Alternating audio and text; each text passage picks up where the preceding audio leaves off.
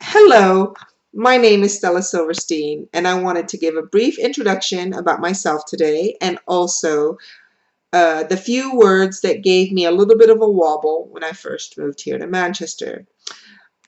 I'm American and I was born and raised there, but I currently live in Manchester, England, which I moved here about 5 years ago, and I quickly learned I speak American, not English. Here's a few words that gave me, like I said, a wobble. One of the words is mint.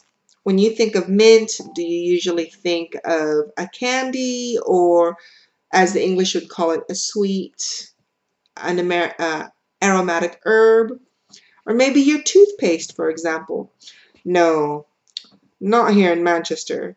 If you're talking about mint, it usually means good. So you really like the hamburger that you ate? That was proper mint.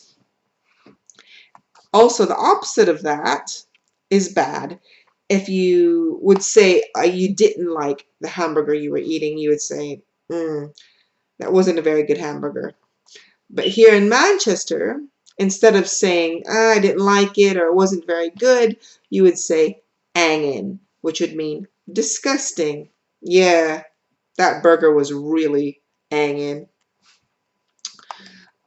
Speaking of eating hamburgers, say you want to eat dinner.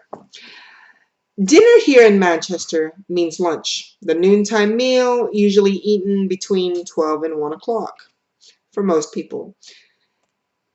That's dinner. While as an American would say lunch. Also, another example is tea. Most people, when they think of tea, they think of a little bit in a cup, they pour some tea. No, here in Manchester, tea is the evening meal. What Americans would call dinner. Speaking of tea, if you would ask somebody to make you a cup, some British would say, can you make me a cuppa? Instead, here in Manchester, we would make us a brew. We put the kettle on and we would make us a brew. And that means we're making a cup of tea.